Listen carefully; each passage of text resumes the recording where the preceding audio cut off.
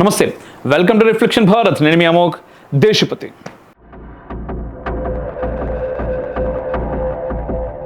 నిత్యం మారుతున్న భౌగోళిక రాజకీయాల నేపథ్యంలో భారత్ అప్రమత్తమవుతున్నది. పహల్గామ్ దాడి, ఆపరేషన్ సింధూర్ తర్వాత భారత రక్షణ శాఖ సరికొత్త వ్యూహాలకు పదును పెడుతున్నది. ఈశాన్య భారతంలోని వేర్పాటువాద సంస్థలు మయన్మార్ కేంద్రంగా పనిచేస్తూ చైనా నుంచి ఆయుధాలు, ఐఈడీలు తీసుకుంటూ భారత్లో కల్లోలం సృష్టించడంతో మోదీ ప్రభుత్వం అణచివేత చర్యలకు దిగింది. భారత్ మయన్మార్ సరిహద్దుల్లో తలదాచుకున్న ఉల్ఫాయ్ స్థావరాలపై డ్రోన్లతో భారత దళాలు విరుచుకుపడినాయి.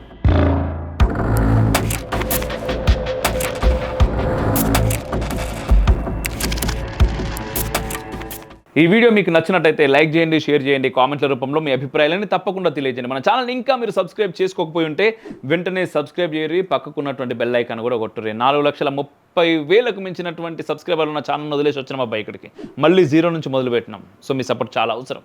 ఈ దాడుల్లో 3 కీలక ఉల్ఫా నేతలు హతమయ్యారు. మరో 20 మంది కమాండర్లు తీవ్రంగా గాయపడినట్టు తెలుస్తున్నది.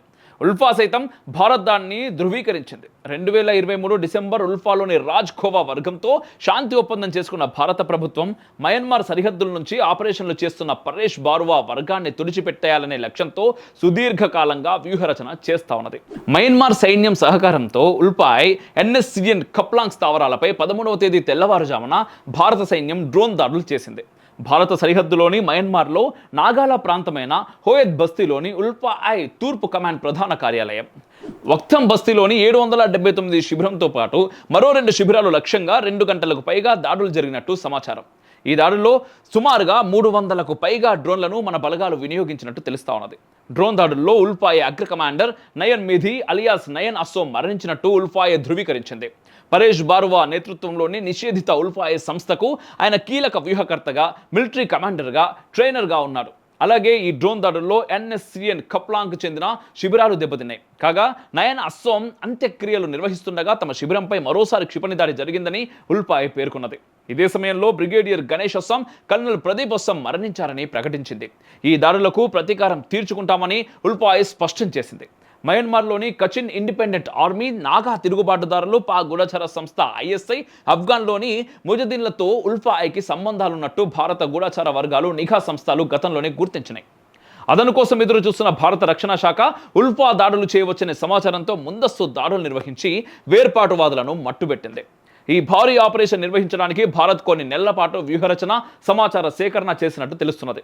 వేర్పాటువాదుల మధ్య ఉండే విభేదాలను ఆసరా చేసుకుని రహస్య డెన్లను, ఖచ్చితమైన సమాచారంతో పాటు ఏ స్థాయి నేతలు ఉన్నారో నిర్దిష్ట సమాచార సేకరణ తర్వాతే డ్రోన్ దాడులకు సిద్ధమైనట్టు అంతర్జాతీయ మీడియా కథనాలు పేర్కొంటున్నాయి. ఉల్ఫా ఎన్ఎస్సిఎన్లపై దాడి చేయడంతో పాక్, చైనా పథకాలకు చెక్ పెట్టినట్టయింది. ఈ ఉగ్రవాద సంస్థలను అడ్డం పెట్టుకుని ఈశాన్య భారతంలో కల్లోలం సృష్టించాలనేది ఇస్లామాబాద్, బీజింగ్ విదేశాంగ విధానంలో భాగం. 2011 నుంచి చైనా ఈశాన్య భారతంలోని వేర్పాటువాద సంస్థలకు అధునాతన ఆయుధాలు, స్టీల్ బుల్లెట్లు, చైనా తయారీ భారీ విధ్వంసకర గ్రెనేడ్లను అందిస్తా ఉన్నది. యూపీఏ ప్రభుత్వంలోనే ఇంటెలిజెన్స్ బ్యూరో ఈ విషయాన్ని పసిగట్టి కేంద్ర ప్రభుత్వాన్ని అప్రమత్తం చేసింది. అయితే రాజకీయ అవసరాలు, అస్సాంలో అధికారం వంటి కారణాల రీత్యా నాటి ప్రభుత్వం తీవ్ర అణచివేత చర్యలకు పూనుకోలే. బంగ్లాదేశ్ ఆందోళనలు, షేక్ హసీనా ప్రభుత్వం కూలిపోయిన తర్వాత పాకిస్తాన్, చైనాలు ఉమ్మడిగా ఈశాన్య భారతం మీద దృష్టి సారించినాయి. బంగ్లాదేశ్ విషయంలో భారత్ వైఖరిని కట్టడి చేయాలంటే ఈశాన్య భారతంలో కల్లోలం సృష్టించాలనేది ఇరు దేశాల ఉద్దేశం. గతంలో మయన్మార్లోని తిరుగుబాటుదారులను రెచ్చగొట్టిన చైనా వారికి ఆయుధాలను సరఫరా చేసింది. ఆ తర్వాత అనేక పరిణామాల నేపథ్యంలో మయన్మార్ జుంటాతో ఏర్పడిన సంధి కారణంగా తాత్కాలిక మౌనం ప్రదర్శిస్తూ ఉన్నది. ఈ ఏడాది మార్చిలో ఉల్ఫా టాప్ కమాండర్ పరేష్ బారువా అరుణాచల్ సరిహద్దు నుంచి చైనాలోని ఎనాన్ ప్రావిన్స్ వరకు ప్రయాణించేందుకు బీజింగ్ పూర్తి సహకారం అందించదని భారత్ పసిగట్టింది. భారత్, చైనా ద్వైపాక్షిక చర్చల్లోనూ ఈ అంశం చర్చకు వచ్చినట్టు అంతర్జాతీయ మీడియా వెల్లడించింది. ఈశాన్య భారతంలో కల్లోలం సృష్టించడానికి మాత్రమే వేర్పాటువాదులకు ఆయుధాలు ఇవ్వదు. ఇక్కడ ఏదో తిరకాసు కూడా ఉంటుంది. టిబెట్, అరుణాచల్ ప్రదేశ్ మధ్యలో ప్రవహించే యార్లాంగ్ సాంగ్పో నదీ తీరంలో సుమారు 60,000 మెగావాట్ల హైడల్ విద్యుత్ ప్రాజెక్టు నిర్మించాలని భావిస్తున్నది చైనా. ప్రయత్నాలను భారత్ తీవ్రంగా అడ్డుకుంటా ఉన్నది కూడా. ఈ ప్రాజెక్ట్ నిర్మాణానికి ఉల్ఫా నేత పరేష్ బారువాను చైనా పావుగా వాడుకుంటుంది. అందుకే బారువా బాహాటపు ప్రయాణాలకు అనుమతినిస్తూ ఉంది. డబ్బు, ఆయుధాలు కూడా అందిస్తున్నది. మయన్మార్లోని మోంగా ప్రాంతం చైనా అధీనంలో ఉంటుంది. పరేష్ బారువా ఈ ప్రాంతాల్లోనూ పర్యటిస్తున్నట్టు భారత్ అనుమానిస్తున్నది. అంతేకాదు యునాన్ ప్రావిన్స్లోని దాయ్ తెగ ప్రజలకు అస్సాంలోని అహోం తెగలకు మధ్య తెగ సంబంధాలు ఉన్నాయి. అందుకే బారువా యునాన్లో పర్యటించినట్టు తెలుస్తా ఉన్నది. ఈశాన్య రాష్ట్రాలు భారతదేశానికి ఆగ్నేయాసియాకు మధ్య భౌగోళిక వారధిగా నిలుస్తాయి. ఏషియన్ దేశాలు సహా ఇతర తూర్పు ఆసియా దేశాలతో వాణిజ్య సంబంధాలు నేర్పడానికి భారత్ 2014 నుంచి లుక్ ఈస్ట్ విధానాన్ని అవలంబిస్తుంది. ఇండో పసిఫిక్ ప్రాంత అభివృద్ధి సుస్థిరతలకు 2023లో జపాన్ ప్రారంభించిన free and open Indo Pacific ప్రణాళిక ఈశాన్య భారతానికి మేలు చేస్తున్నది.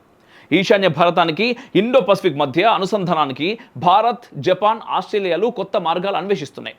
బిమ్స్టెక్ సైతం ఈశాన్య భారత అభివృద్ధిని ఉద్దేశించింది. అయితే తరచూ ఈశాన్య భారతంలో తలెత్తే వేర్పాటువాద సాయుధ ఘర్షణల మూలంగా అనేక ద్వైపాక్షిక, త్రైపాక్షిక ఒప్పందాల అమలు అనిశ్చితిలోకి వెళ్తున్నాయి.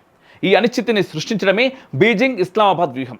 ఈశాన్యంలోని పరిస్థితిని సరిదిద్దేందుకు మోదీ నాయకత్వంలోని ఎన్డీఏ ప్రభుత్వం 2014 నుంచి అనేక ప్రయత్నాలు చేస్తున్నది. వేర్పాటువాద సంస్థలతో అనేక దఫాలుగా చర్చలు జరుపుతుంది. గడిచిన 11 ఏళ్ల కాలంలో భారత ప్రభుత్వం వేర్పాటువాదులతో సుమారు 9 ఒప్పందాలు కుదుర్చుకుంది. మాట వినని సంస్థలపై 2019 నుంచి గుక్క తిప్పుకోలేని రీతిలో దాడులు చేస్తుంది.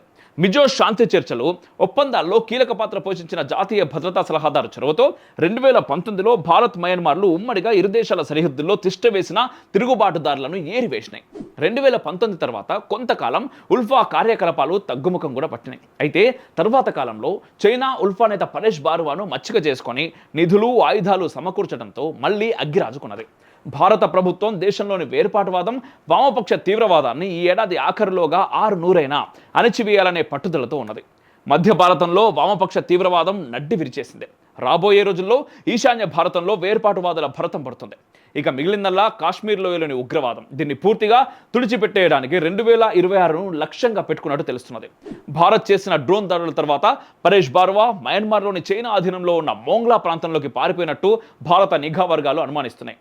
గతంలో మయన్మార్ సహకారంతో సుమారు 17 మంది వేర్పాటువాద నేతలను అరెస్ట్ చేసి భారత జైలుకు తరలించింది. పరేష్ బారువాను కూడా త్వరలో అరెస్ట్ చేసే అవకాశం ఉందనే వార్తలు వస్తున్నాయి. ఈ వీడియో మీకు నచ్చినట్టయితే లైక్ చేయండి, షేర్ చేయండి, కామెంట్ల రూపంలో మీ అభిప్రాయాలను తప్పకుండా తెలియజేయండి. జై హింద్, మేరా భారత్ మహాన్. నేను డబ్బు కోసం వేరే పని చేస్తూ దాంట్లో నుండి వచ్చిన డబ్బు మీ నుండి వస్తున్న సహాయంతో ఈ 2 సంవత్సరాల్లో ఇంత పని చేస్తే, ఏ పని చేయకుండా ఇది మాత్రమే నా పని అనుకుంటే అవుట్పుట్ ఎలా ఉంటుందో ఒక్కసారి ఆలోచించండి. ఒక్కటి చెప్తున్నా, ఈ దేశం ధర్మం జోలికి రావాలనంటే కలలో అయినా కూడా ఉచ్చపడేలా చేయబోతున్నాం. మీ సహాయం అడుగుతున్నాను. ఆర్థికంగా, వ్యూస్, షేర్స్, సబ్స్క్రైబర్ల రూపంలో కూడా. ఒకవేళ చేయకపోయినా పని మాత్రం ఆగదు. కొంచెం లేట్ అవుతుండొచ్చు అంతే. రిఫ్లెక్షన్ ఏదో యూట్యూబ్ ఛానల్ పెట్టి డబ్బులు దాచుకోవడానికి రాలేదు. మార్పు చూడటానికి వచ్చినాం. చూపించేదాకా ఎక్కడికి పోయేది లేదప్పా.